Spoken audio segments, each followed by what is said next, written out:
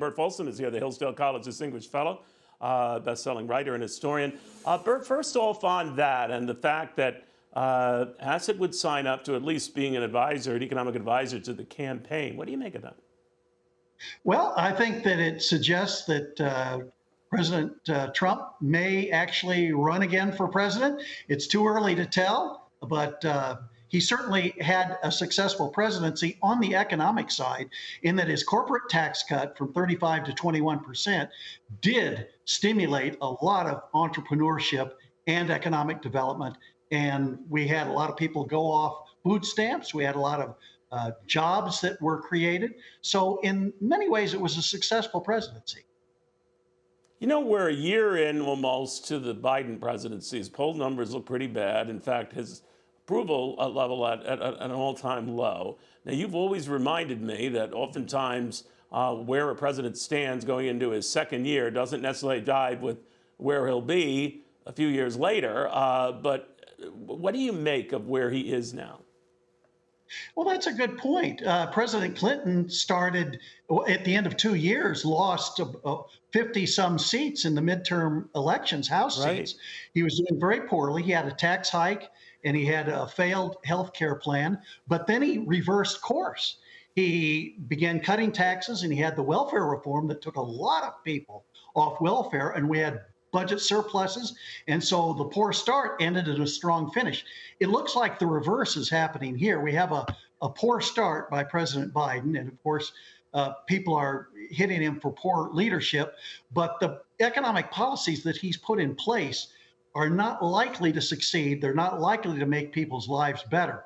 The oil prices are high. The inflation is persistent.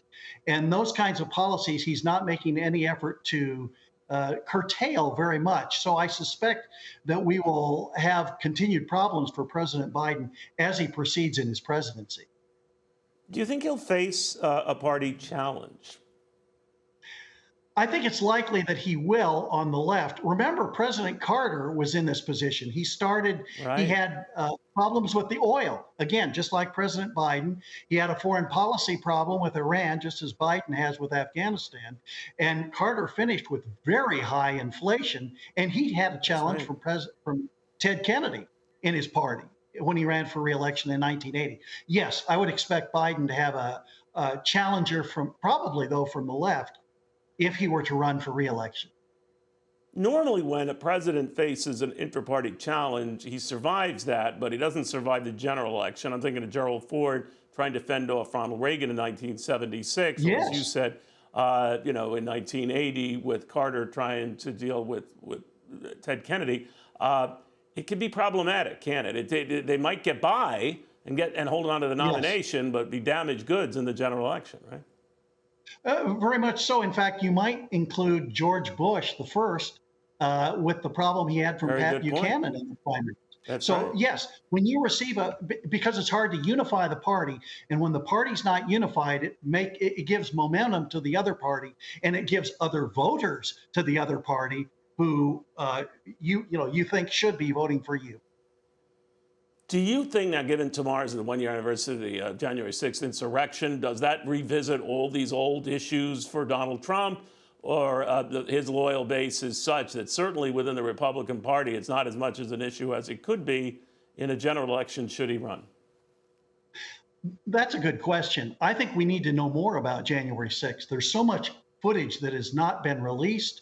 We still don't have data on how many FBI agents were involved in stirring up the crowds. These are important questions to answer. I think we need a full picture on January 6th. We do not yet have that full picture.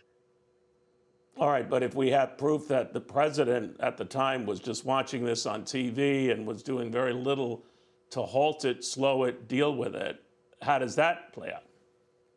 Right. That, I agree, could be a problem. Presidents often have difficulty in how to react when something is going on and you don't know how the crisis is, when it's a one-day sort of crisis, how it's likely to end. And I agree that part very well might go negative for President Trump. But I think there's so much that needs to be known, and then that needs to be discussed, that until that the widespread knowledge of January 6th is forthcoming, I don't think that we will be able to assess how it's likely to impact the next election. Very well said. Burt, very good seeing you again. Burt Folsom, historian extraordinaire, an uncanny read of history and how it does repeat itself, not oftentimes in the way you think. So don't get too caught up on where we are in the moment. Hey, Sean Hannity here. Hey, click here to subscribe to Fox News YouTube page and catch our hottest interviews and most compelling analysis. You will not get it anywhere else.